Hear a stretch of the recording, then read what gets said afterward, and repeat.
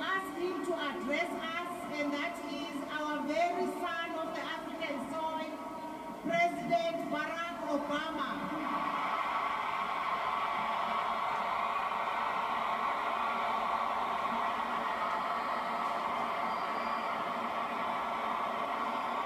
Thank you.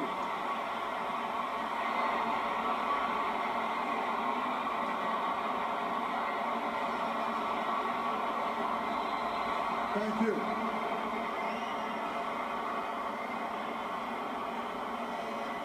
Thank you so much.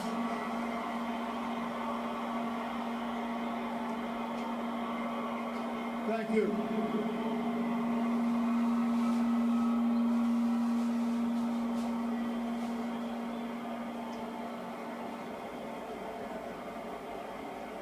To Graça Machel and the Mandela family, to President Zuma and members of the government, to heads of states and government, past and present, distinguished guests, it is a singular honor to be with you today, to celebrate a life like no other. To the people of South Africa,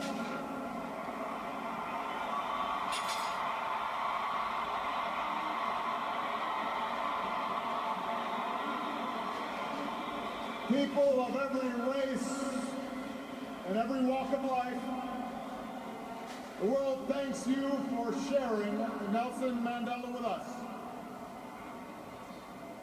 His struggle was your struggle. His triumph was your triumph.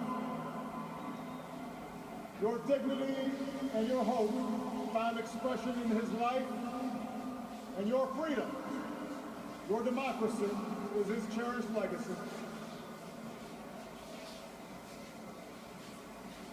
It is hard to eulogize any man, to capture in words not just the facts and the dates that make a life,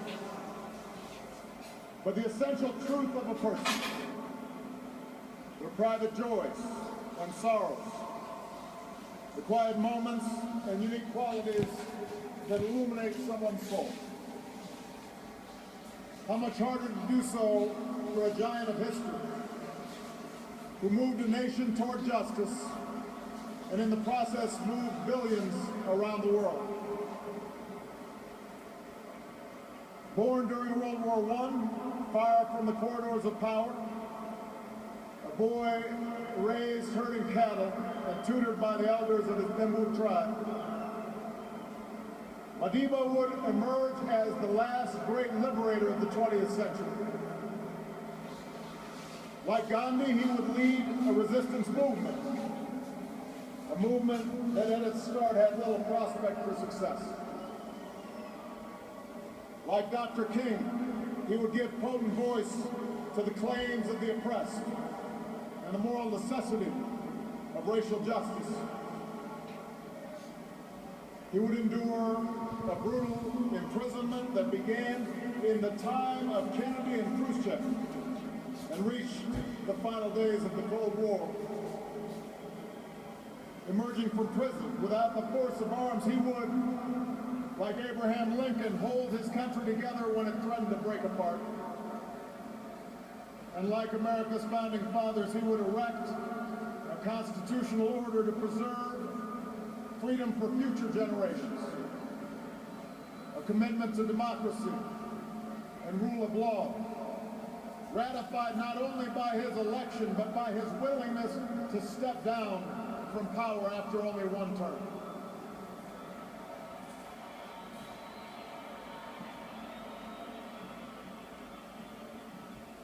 Given the sweep of his life, the scope of his accomplishments, the adoration that he so rightly earned, it's tempting, I think, to remember Nelson Mandela as an icon, smiling and serene, detached from the tawdry affairs of lesser men. But Madiba himself strongly resisted such a lifeless portrait.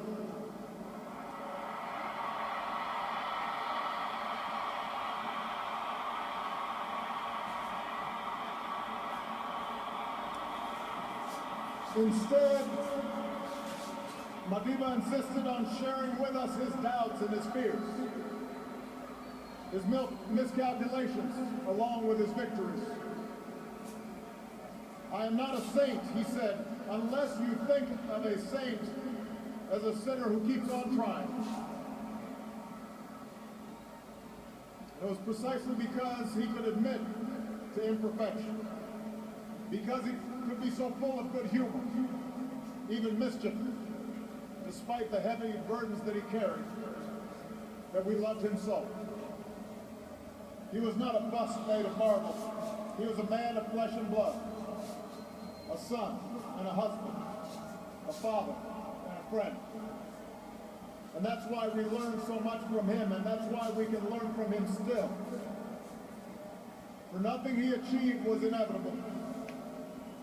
In the arc of his life, we see a man who earned his place in history through struggle and shrewdness and persistence and faith. He tells us what is possible, not just in the pages of history books, but in our own lives as well.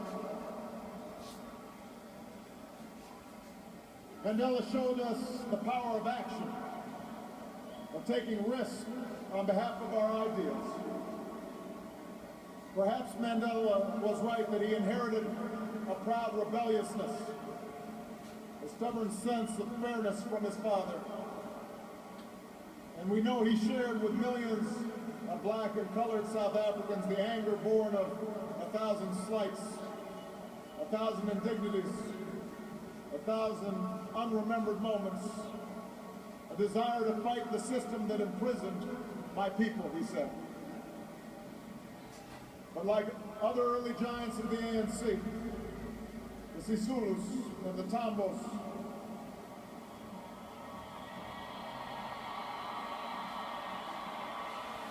Madiba disciplined his anger and channeled his desire to fight into organization and platforms and strategies for action, so men and women could stand up for their God-given dignity. Moreover, he accepted the consequences of his actions, knowing that standing up to powerful interests and injustice carries a price. I have fought against white domination, and I have fought against black domination. I've cherished the ideal of a democratic and free society in which all persons live together in harmony and equal opportunities. It is an ideal which I hope to live for and to achieve. But if needs be, it is an ideal for which I am prepared to die.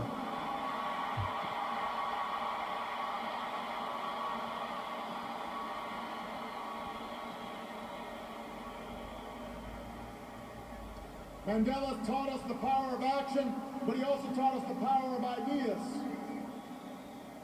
the importance of reason and arguments, the need to study not only those who you agree with, but also those who you don't agree with. He understood that ideas cannot be contained by prison walls or extinguished by a sniper's bullet. He turned his trial into an indictment of apartheid because of his eloquence and his passion, but also because of his training as an advocate. He used decades of prison to sharpen his arguments, but also to spread his thirst for knowledge to others in the movement. And he learned the language and the customs of his oppressors so that one day he might better convey to them how their own freedom depends upon his.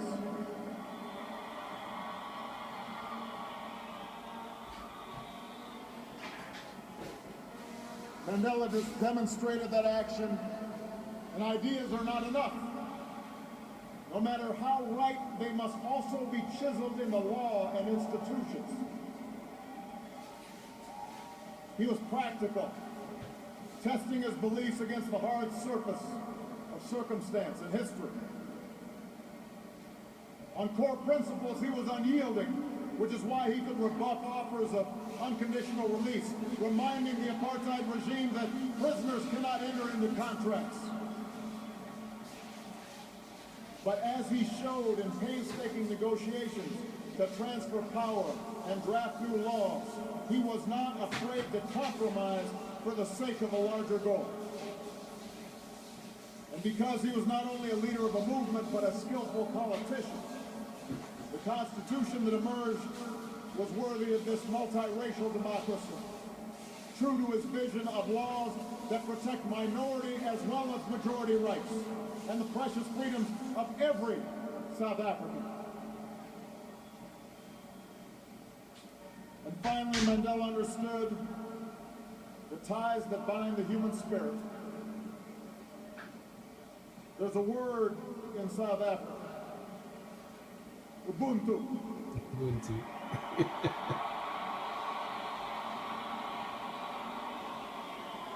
A word that captures Mandela's greatest gift.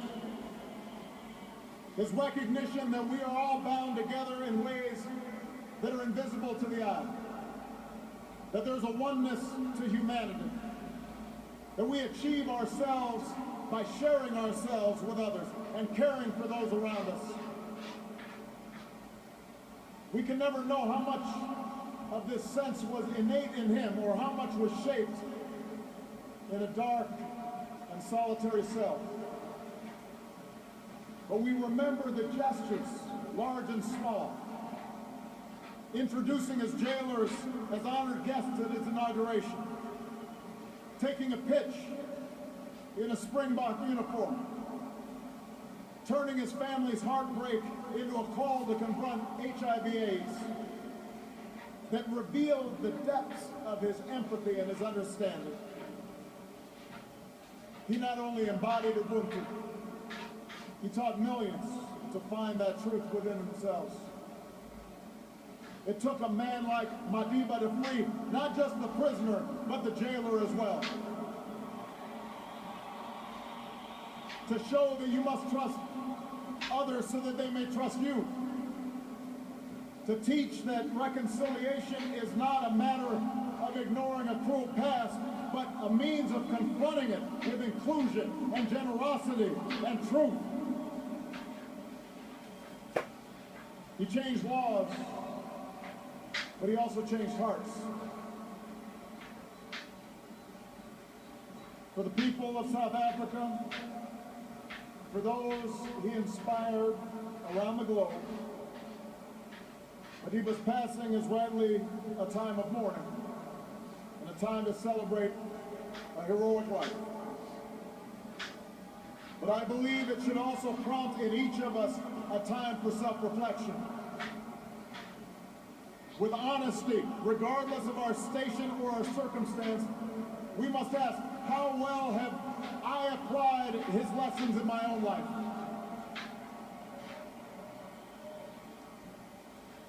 It's a question I ask myself, as a man and as a president.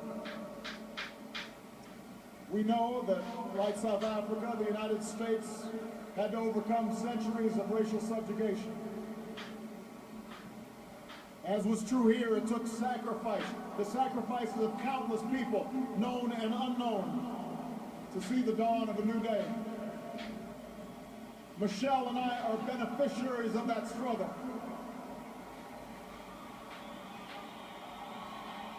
But in America, and in South Africa, and in countries all around the globe, we cannot allow our progress to cloud the fact that our work is not yet done.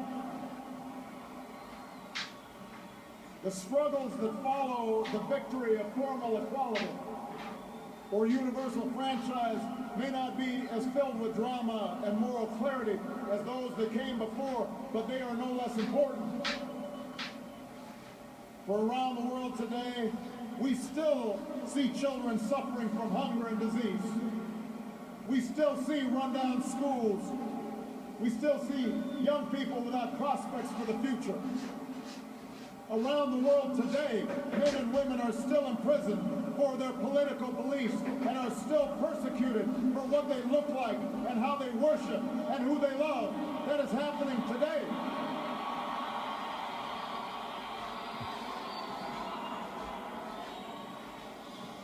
And so we too must act on behalf of justice. We too must act on behalf of peace. There are too many people who happily embrace Madiba's legacy of racial reconciliation, but passionately resist even modest reforms that would challenge chronic poverty and growing inequality. There are too many leaders who claim solidarity with Madiba's struggle for freedom, but do not tolerate dissent from their own people. That's not Mugabe, so I do. And there are too many of us. Mugabe don't fight for him people, but they tolerate them. Comfortable in complacency or cynicism, when our voices must be heard.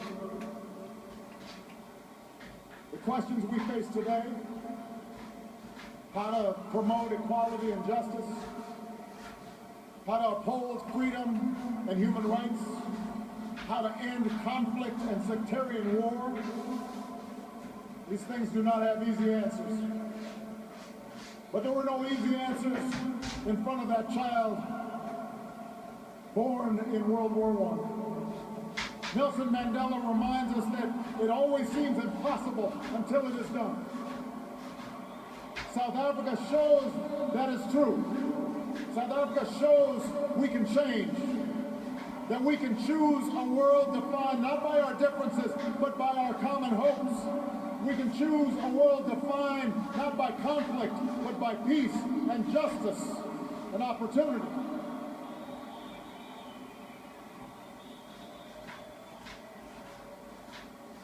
We will never see the likes of Nelson Mandela again.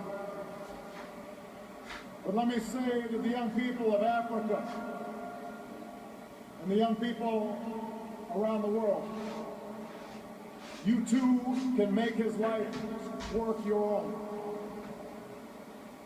Over 30 years ago, while still a student, I learned of Nelson Mandela and the struggles taking place in this beautiful land.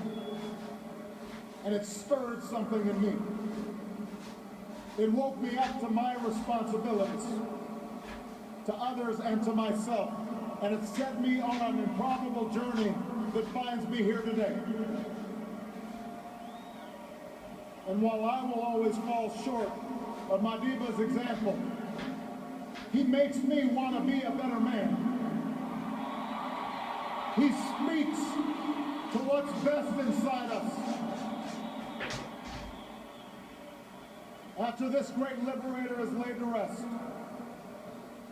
and when we've returned to our cities and villages and rejoined our daily routines, let us search for his strength. Let us search for his largeness of spirit somewhere inside of ourselves. And when the night grows dark, when injustice weighs heavy on our hearts, when our best laid plans seem beyond our reach, let us think of Madiba and the words that brought him comfort within the four walls of his cell.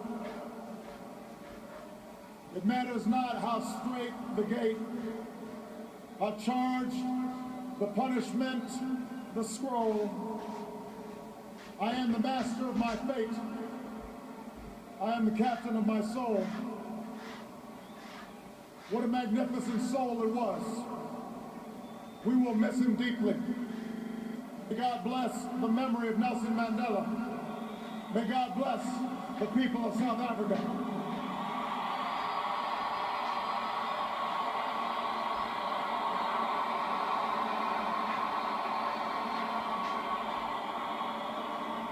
Standing ovation.